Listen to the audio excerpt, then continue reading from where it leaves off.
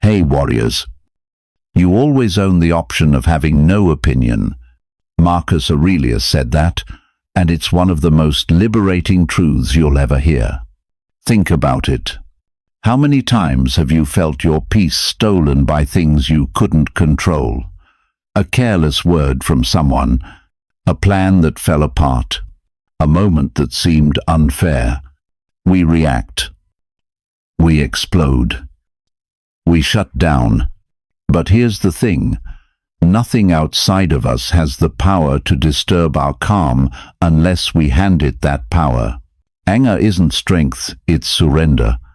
It burns you from the inside out, poisons your clarity, and turns your mind into a battlefield.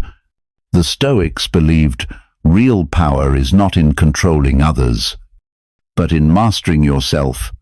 As Epictetus said, it's not what happens to you, but how you react to it that matters. 1. So today, I'll share 8 timeless Stoic principles that helped me and thousands of others escape the anger trap and find lasting inner peace. Stay with me till the end, because each principle builds upon the last, and if this message hits home for you, write this in the comments. My peace is stronger than any anger. Rule 1. Separate what happened from what you think it means. Seneca once wrote, "We are more often frightened than hurt, and we suffer more in imagination than in reality." The same truth applies to anger. What actually makes us upset is rarely the event itself. It's the story we attach to it. Think about it. Someone cuts you off in traffic, and within seconds, your mind shouts, "How dare they disrespect me? People are so selfish." But what if the story changed? Maybe they're rushing to the hospital. Maybe they didn't even see you. Or maybe, yes, they were careless. But why should their mistake take away your peace? The Stoics taught that no event is good or bad on its own. It's our judgment that paints it that way. Marcus Aurelius reminded himself daily, if you are distressed by anything external, the pain is not due to the thing itself, but to your estimate of it, and this you have the power to revoke at any moment. That means every time anger starts to rise, you can pause and ask yourself, am I upset because of what happened, or because of what I decided it means? That single question can redirect your entire day. Here's how to practice this. First, pause before reacting. When something irritates you, take 3 deep breaths before saying or doing anything. Those few seconds are your doorway back to control. Second, reframe the situation. Instead of thinking, "This is unfair to me," ask, "What if this isn't about me at all?" This tiny shift pulls you out of self-centered thinking and into a broader, calmer view. Third, detach from the story. Remind yourself, the event is neutral, the meaning is optional. You hold the brush that paints your inner world. When you learn to separate reality from your interpretation, you take back your peace. You stop being tossed around by what others say or do. You start living as the master of your own emotions. Anger doesn't punish the person who wronged you. It punishes you. It steals your clarity, your energy, your joy. Why hand over your mind so easily to anyone? Imagine yourself as a tall, unshakable tree in the middle of a violent storm. The winds may roar, the rains may fall, but your roots hold firm. The storm passes, but your strength remains. Here's your affirmation for today. No one controls my peace but me. Rule 2. Expect people to be imperfect. Marcus Aurelius began each morning by reminding himself, the people I deal with today will be meddling, ungrateful, arrogant, dishonest, jealous, and surly. They are like this because they do not know good from evil. 1. Why would the most powerful man in the world start his day by thinking about human flaws? Because he understood something most of us forget. If you expect people to be perfect, you will live in constant disappointment and anger.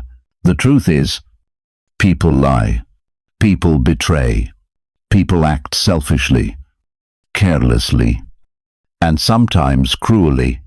If you go through life expecting otherwise, every small slight will shake you to your core. But if you expect imperfection, you will no longer be surprised when it appears. Instead of reacting with rage, you'll respond with understanding. When a child spills a drink, do you scream in shock? No. You expect it. You guide. You correct. You remain calm.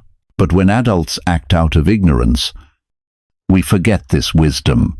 We assume everyone should know better. And when they don't, we burn with anger. Stoicism flips that perspective. Expect flaws, and they lose their power to upset you. Seneca offered a profound reminder: how much better to heal than to seek revenge from injury. Vengeance wastes time and puts you in the same category as those who wronged you. 1. Here's how you can practice this mindset. First, morning preparation. Each morning before stepping into the world, remind yourself, I will meet people today who are rude, selfish, or unfair. But none of that can rob me of my peace. This simple ritual builds emotional armor before the day begins. Second, see ignorance instead of evil. When someone insults you, remember Marcus's words: they act this way because they do not know good from evil. They are guided by confusion, not clarity. Why be angry at someone who has yet to learn? Third, lower your expectations. If you expect others never to disappoint you, you're living in fantasy. But when you accept imperfection as part of human nature, you stop taking things personally. A broken promise, a rude comment, or an inconsiderate act no longer surprises you. It becomes a quiet reminder that people are still learning. Fourth, strengthen compassion. Once you see flaws as natural, you can respond with empathy instead of anger. Compassion doesn't mean allowing bad behavior. It means not letting it poison your soul. You can correct, walk away, or set boundaries without hatred. Imagine walking through a crowded market. People bump into you. Some cut the line. Some talk too loudly. Would you rage at each one, or would you accept that crowds behave this way? Life is the same. When you stop expecting perfection, you stop being endlessly upset. You cannot control human nature, but you can control how you prepare for it. Preparation is everything. So, the next time someone disappoints or disrespects you, remind yourself, I expected this. Their flaw is not my storm. Because people will always be flawed until the day you die. If you wait for a world where no one irritates you, you'll wait forever. True strength isn't measured by how loudly you shout when wronged, but by how calmly you endure without being broken. Marcus Aurelius knew that by expecting flaws, he freed himself from the trap of anger, and you can do the same. Here's your affirmation for this rule. I expect flaws, but I choose peace. Rule 3. Master the voice in your head. Epictetus once said, men are disturbed, not by things, but by the views which they take of them. This truth cuts deep. The voice inside your mind, the one that comments, judges, and reacts, decides whether you live in peace or burn in anger. It is not the insult itself that crushes you, but the way you replay it. It is not the challenge itself that breaks you, but the story you attach to it. You whisper to yourself, "This is unfair. This always happens to me. Why can't people treat me better?" The Stoics knew that we rarely suffer from reality itself. We suffer from the way we talk to ourselves about reality. If a stranger mutters something rude in a language you don't understand, do you get angry? Of course not. The words have no meaning to you. But if those same words come in your own tongue, your mind grabs them, repeats them, sharpens them, and stabs you again and again. It is not the words, it is your attachment to them. So how do you take control of that inner voice before it controls you? The Stoics give us 3 powerful tools. First, catch the first thought. When anger begins to rise, it usually arrives with a thought like, "They disrespected me," or "This is unbearable." Catch that thought the instant it appears. See it, name it, and refuse to feed it. Remind yourself, this is just a judgment, not the truth. By stopping the thought before it grows into a full story, you stop anger before it consumes you. Second, replace instead of repeat. If your mind keeps chanting, "I can't believe they did this to me," it deepens your pain. Replace it with a Stoic truth. They act according to their nature, not mine. Or, "I control my response, that is my strength." Each time you replace a toxic thought, you train your mind to serve you instead of enslave you. Third, talk to yourself like a guide, not an enemy. Many people let their inner dialogue tear them apart. They speak to themselves with blame and cruelty.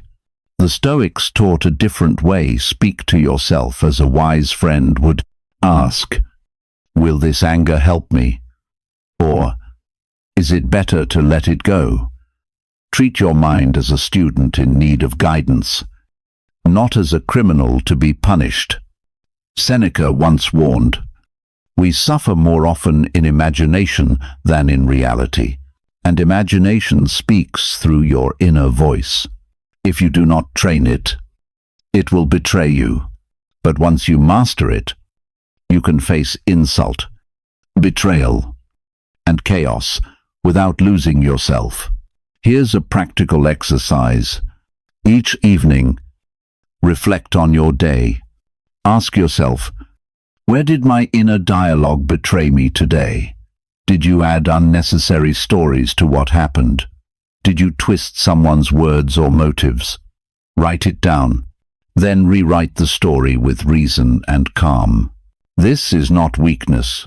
This is mental strength. Marcus Aurelius did this every night in his private writings. His meditations were not written for others. They were written to discipline his own mind, to remind himself what truly matters. You can do the same. Each time anger lingers, grab a journal. Ask, what judgment made this worse? Then replace it with a calmer truth. Think of your mind as a theater. If you allow angry scripts to play without question, they will dominate the stage. But if you rewrite the script with wisdom, anger has nowhere to perform. So next time fury rises in your chest, pause and ask, what exactly am I saying to myself right now? You may find it is not the event, not the person, not the world. It is your own inner dialogue, keeping the fire alive. The moment you see that clearly, the fire begins to die. When you take command of your inner voice, you take command of your peace. Nothing external can disturb you unless your mind agrees to it. Epictetus put it perfectly, You may shackle my body, but not even Zeus himself has the power to break my freedom of choice. Lot. Freedom begins with the voice you choose to listen to inside your own head. Make sure it is a Stoic voice, not an angry one. Rule 4. Hit the pause button. Viktor Frankl. Though not a Stoic but deeply aligned with their wisdom, once said, "Between stimulus and response, there is a space. In that space lies our power to choose our response. In our response lies our growth and our freedom." No, that single truth holds the key to never again being ruled by anger. Because anger thrives on immediacy. The insult hits and we snap back. The inconvenience happens and we explode. The betrayal surfaces and we lash out. But if you can create even the smallest space between what happens and how you respond, you rob anger of its oxygen. Marcus Aurelius reminded himself daily, "You have power over your mind, not outside events. Realize this, and you will find strength. That power begins the moment you choose not to react instantly." Imagine someone insults you in front of others.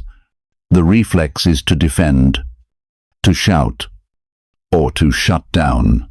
But what if, in that brief instant, you simply paused? You took a slow breath and told yourself, "Their words cannot harm me unless I invite them in." Suddenly, instead of being pulled into the mud, you rise above it with grace. Or picture yourself stuck in heavy traffic, running late, your patience thinning. The car ahead crawls along. Your hands grip the steering wheel, frustration rising like a wave. Normally, you might slam the horn, curse, or carry that irritation into the rest of your day.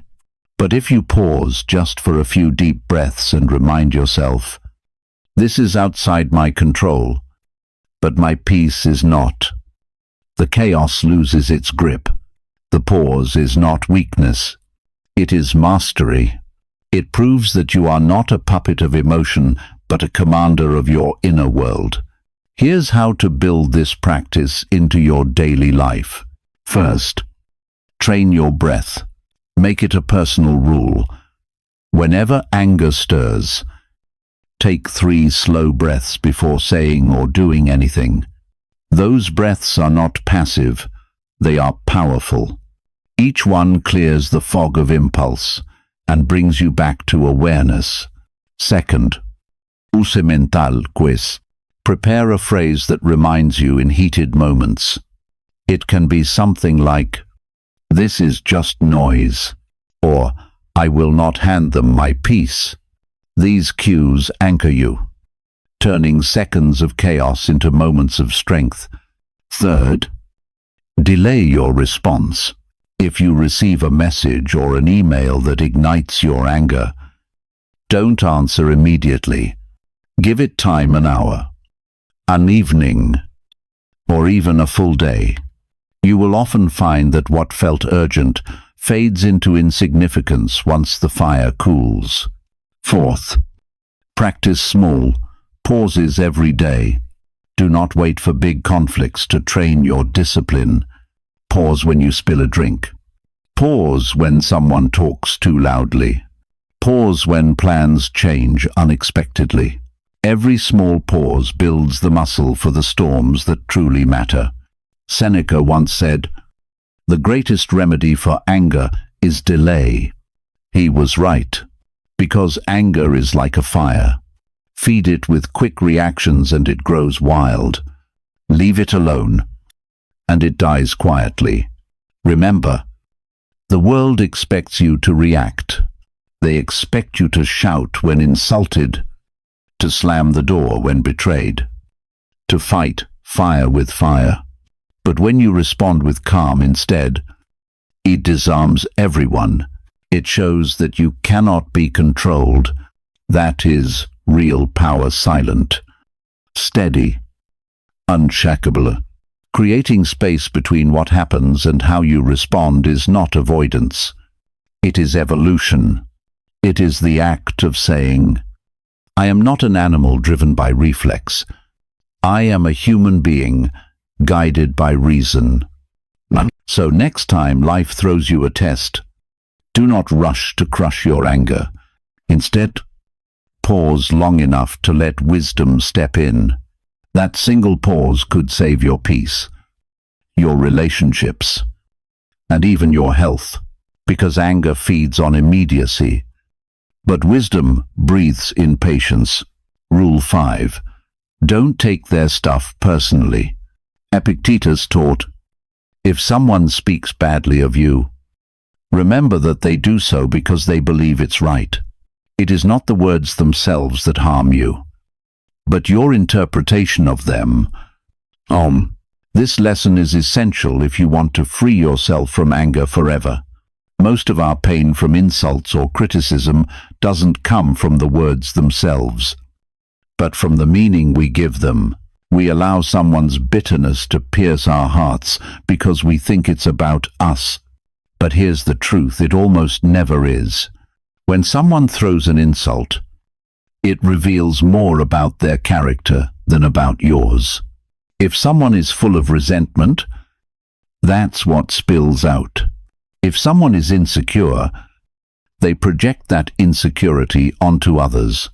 If someone is angry at life, they aim that anger wherever it lands. Their words are not daggers, they are mirrors reflecting their own inner turmoil. Seneca once wrote, a man who suffers before it is necessary suffers more than is necessary. When someone insults you, you suffer twice, once when they speak, and again when you replay it in your mind. But what if you simply didn't replay it? What if you said to yourself, this is their noise, not my truth? No. Here's how you can apply this mindset. First, redefine insults. When someone says something cruel, shift your perspective. Instead of thinking, they hurt me, think, they exposed who they are. Their words reveal their bitterness, their ignorance, or their pain, not your worth. Second, practice indifference. Marcus Aurelius reminded himself, choose not to be harmed, and you won't feel harmed. Don't feel harmed, and you haven't been. An insult only lives if you give it shelter. Without your attention, it fades into nothing. Third, detach your worth from opinions. Imagine holding a diamond. If someone calls it worthless, does it lose its value? Of course not. Your worth does not depend on the opinions of others. You are not defined by their noise. You are defined by your choices, your integrity, and your peace. Fourth, respond with silence. Silence is not weakness, it is wisdom in motion. When you don't react, you demonstrate mastery. You refuse to pick up the burning coal that someone has thrown your way. It will burn only if you grasp it. Let's be honest, words sting. When someone mocks you, lies about you, or tries to humiliate you, the natural impulse is to fight back. But remember, their words say far more about their wounds than your worth. And if you carry their poison, you let them win twice, once when they speak, and again when you replay their words in your head. Imagine someone handing you a burning coal. If you grab it, you get burned. But if you let it drop, it cannot harm you. Insults work the same way. They only burn if you hold on. Marcus Aurelius gave himself this advice: when another blames you or hates you, or when people speak badly of you, go to their souls and see what kind of people they are. You will realize that there is no reason to be upset that such people hold any particular opinion of you. No. So instead of asking, Why did they insult me? Ask. What kind of soul must they have to insult another? That shift changes everything. You'll see it's their weakness, not your wound. The next time someone tries to wound you with words, stand tall and calm. Say silently to yourself, "This is not mine to carry." Then walk away with dignity and let their poison return to its source, their own restless heart. Because the moment you stop taking insults personally, you become untouchable. People may shout, mock, or criticize, but their words cannot chain you unless you choose to wear the chains. The wise person doesn't waste energy fighting shadows. They keep walking forward. Steady, peaceful, unbothered. Here's your affirmation. I am calm. I am clear. And I do not carry what isn't mine. Rule 6. Drop it like it's hot. Seneca once said, anger, if not restrained, is often more hurtful to us than the injury that provokes it. Most people don't just get angry once they hold on to it. They replay the scene, relive the insult, and rehearse the pain until it becomes a part of them. But the Stoics saw this as a form of self-inflicted punishment. The event happens once, yet by clinging to it, you suffer it 1,000 more times in your own mind. If you truly want to stop being ruled by anger, you must master the art of letting go, not tomorrow, not next week, but now, before it poisons your peace, before it hardens your heart. Think of anger as holding a burning coal. The longer you hold it, the deeper it burns you. Yet most people believe that, by gripping it tightly, they're somehow hurting the one who threw it. In reality, they're only burning themselves. Marcus Aurelius gave us this reminder: the best revenge is not to be like your enemy. When you cling to anger, you mirror the very person who wronged you. When you release it, you rise above them. That's not weakness, that's wisdom. So how do you let go when every part of you wants to hold on? First, name the weight. Admit to yourself, I am holding anger. Often, we disguise anger under the mask of righteousness, telling ourselves we're just standing up for justice or fairness.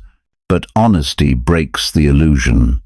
Once you name the weight, you can choose to drop it. Second, refuse the second wound. The Stoics taught that the first wound is what someone does to you. The second wound is what you do to yourself by holding on. Ask yourself, why should I keep suffering for something that has already ended? Refuse that second wound. Third, turn anger into action. If there's something you can fix, take action. If not, accept it and move forward. Every moment spent in resentment is energy stolen from your growth. Transform that energy into strength. Build, learn, improve, create. Fourth, practice mental release. Picture the anger as a heavy stone in your palm. See yourself unclenching your fist and letting it fall. Feel the lightness in your body. Visualization can trick the mind into releasing what the heart still holds. Seneca also said, anger, if not dismissed, is like poison. The longer it stays inside, the more it spreads, clouding your thoughts, souring your relationships, and stealing your peace. Letting go quickly is not about forgetting. It's about refusing to live chained to the past. Imagine this. You argued with someone. Harsh words were exchanged. That night, they're asleep peacefully, while you lie awake replaying every word. Who suffers more? Not them. You. Holding anger is choosing to suffer for someone else's mistake. Now imagine saying, "It happened. It's over. I will not relive it." Feel the release. Feel how your breath deepens. You've just taken your peace back. Marcus Aurelius once wrote, "You could leave life right now. Let that determine what you do and say and think." If this were your final day, would you really want to spend it replaying an insult? Or would you rather free yourself and live in calm? Life is far too brief to waste in anger. When you let go quickly, you are not surrendering.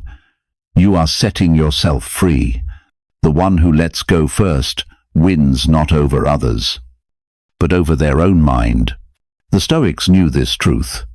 Every moment you stay angry, you give someone else free rent inside your head. Evict them. Free the space. Fill it with clarity, gratitude, and strength. So the next time you feel the heat of anger, ask yourself, do I want to hold this burning coal, or will I drop it now?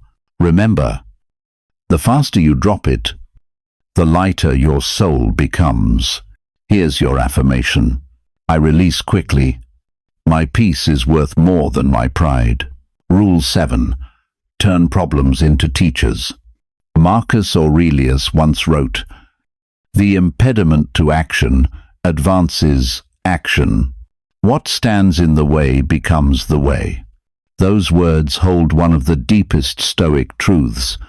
Obstacles are not your enemies, they are your teachers. Every insult, frustration, and setback carries a lesson waiting to be uncovered. Yet most people react as if life is personally attacking them.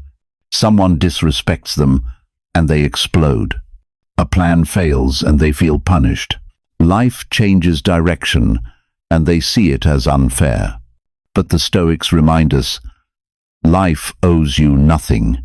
The road itself, with its bumps, turns, and storms, is what strengthens you.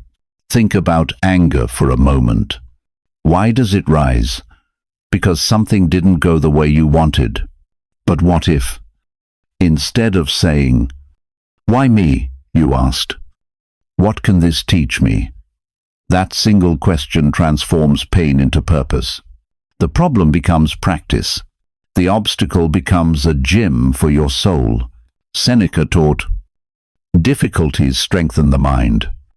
As labor strengthens the body, just as muscles grow through resistance, your character grows through adversity. Without discomfort, you remain weak. Without tests, you never know your strength.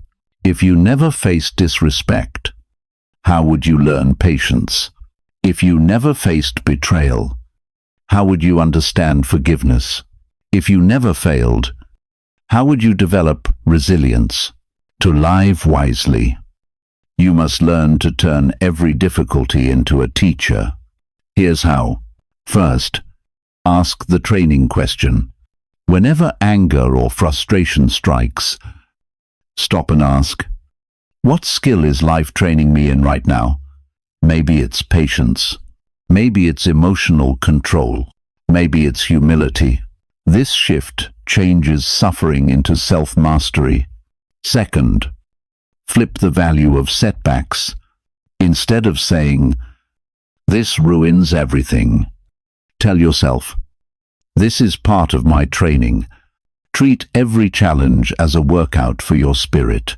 The heavier the weight, the stronger you become. Third, honor the lesson, not the hurt. Pain can be loud, but wisdom whispers. Look beyond the sting and search for the insight it brings. The betrayal teaches discernment. The failure teaches strategy. The delay teaches endurance. Every wound hides a gift, but only if you're calm enough to open it. Let's make this real. Imagine someone betrays your trust. You could rage and replay their words for weeks. Or you could step back and ask, what is this teaching me about boundaries, about discernment, about human nature. The lesson becomes your armor protecting you from future pain, or picture losing an opportunity you worked so hard for.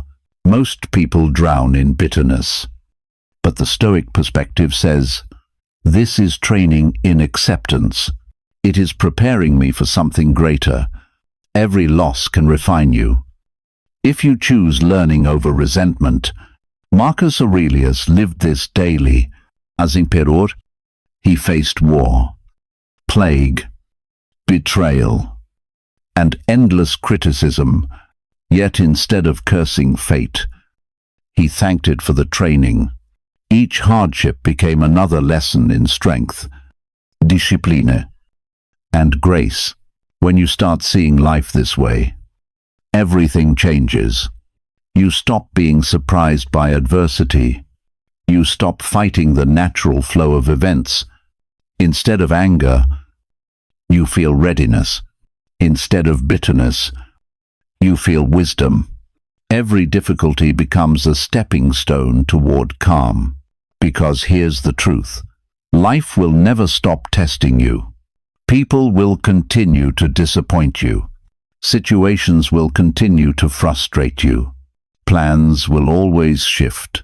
But when you train your mind to greet those tests as teachers, you become unstoppable. So the next time anger begins to rise, take a deep breath and ask, what lesson is hidden here for me? Then smile slightly because you've already won. When you see obstacles as teachers, nothing is wasted. Every trial becomes training. Every insult becomes insight. Every challenge becomes strength in disguise. Drop this affirmation in your mind and hold it close. Every obstacle is my teacher, not my enemy. Rule 8. Stay right here, right now. Seneca once said, we suffer more often in imagination than in reality. Those words reveal a hidden truth. Most of our anger doesn't come from what is happening. It comes from what our mind keeps replaying or imagining. Think about it. Someone wronged you yesterday, and you are still living in that moment today. Or you are already worried about what someone might do tomorrow. The event itself has ended, but your mind keeps it alive, spinning endless stories that rob your peace. The Stoics called this the greatest trap, being everywhere but the present. Your true power lives only in this very moment. You can't change the past. You can't control the future. But you can choose your thoughts, your focus, and your response right now. Being anchored in the present is like dropping a heavy anchor in a stormy sea. It keeps you steady no matter how fierce the winds blow. Marcus Aurelius reminded himself, confine yourself to the present. He understood that by staying grounded in what is before you, you silence the noise of what was and what might be. When you live in the now, anger loses its stage. Here's how to live this principle. First, catch your wandering mind. Notice when your thoughts drift to the past or rush to the future. Anger often hides in those places. The moment you catch yourself thinking, they shouldn't have done that, or what if they do it again, say silently, come back. Awareness is the first anchor. Second, return to your senses. Use your body to bring your mind home. Feel your feet on the ground. Listen to the sounds around you. Notice your breath moving in and out. The present moment is simple, cute, and neutral. It doesn't insult, betray, or frustrate. It just is. Third, act within your control. Instead of feeding anger with mental stories, shift to real action. Ask yourself, what can I do right now that helps? Maybe it's taking a deep breath. Maybe it's writing a message with calm instead of rage. Action in the present dissolves the power of imagined anger. Fourth, Release the should-haves. Much of our suffering comes from expectation. They should have treated me better. This shouldn't have happened. But the Stoics remind us, life doesn't bend to our preferences. The present moment is reality, not what you wish it were. Acceptance doesn't mean liking it. It means refusing to waste energy fighting what already is. Fifth, practice daily presence. Set aside a few minutes each morning or evening to do nothing but be. Sit quietly, breathe slowly, feel your surroundings. Even 5 minutes of awareness trains your mind to return to now instead of wandering through regrets and fears. When you live here, truly here, the small annoyances and imagined injustices lose their bite. A rude comment is just sound. A delay is just time passing. A mistake is just part of being human. Epictetus said, "Do not demand that things happen as you wish, but wish that they happen as they do, and you will go on well." This is the essence of presence. When you stop resisting reality, peace becomes natural. Anger thrives in the shadows of what was and what could be. Peace thrives in the sunlight of what is. When you return to this moment, nothing outside you can control your inner calm. The traffic, the delay, the harsh word, they all lose their power the moment you step fully into the now. So the next time anger rises, pause and ask, am I upset by reality or by my memory or imagination? Then focus only on what's real, your breath, your surroundings, this instant, and you'll find something miraculous. Most of your anger will dissolve before it even begins.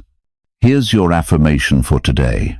I live in the present, and peace is my anchor.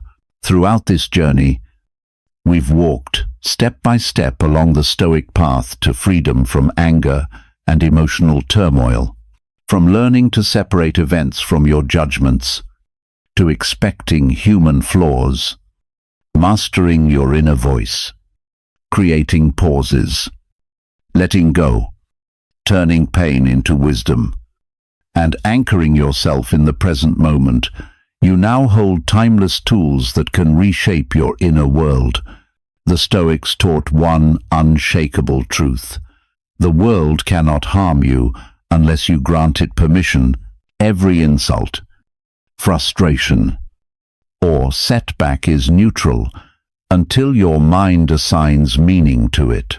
By reclaiming control over your perceptions, your expectations, and your reactions, you step out of the storm of emotion and into the calm of reason. Anger is a thief. It steals clarity, poisons relationships, weakens focus, and blinds you to truth. It burns through your energy and leaves ashes where peace should be. But when you follow these Stoic principles, you take that power back. You stop giving pieces of yourself to every careless word, every rude stranger, every unfair situation. You stop handing your peace to the chaos of the world. You become untouchable, not because the world becomes softer, but because you become stronger. You learn to respond instead of react. You learn to observe instead of absorb. You learn to breathe instead of break. Every day will still bring challenges. There will still be betrayal, delay, injustice, and loss. But now you have something greater, the strength of inner discipline, the clarity of reason, and the serenity of self-command. Marcus Aurelius wrote, "You have power over your mind, not outside events. Realize this, and you will find strength." True freedom is not the absence of storms. It is learning to stand still in their midst. Life will always test you, but no storm can destroy a mind rooted in wisdom, patience, and calm. Start now. Practice in small moments when someone cuts you off, when plans change, when words sting. These are your training grounds. With each test, your reflexes of anger will weaken, and your muscle of peace will grow stronger. In time, what once made you furious will barely shake you. What once kept you up at night will no longer touch your heart. That is the gift of Stoicism, not a cold detachment, but a warm mastery of emotion. So let this be your final reminder. You are not your anger. You are not your past. You are the calm within the chaos, the still point within the storm. Choose to live from that center, because the greatest victory is not conquering the world, it is conquering yourself. Here's your final affirmation. I am untouchable, calm, and at peace.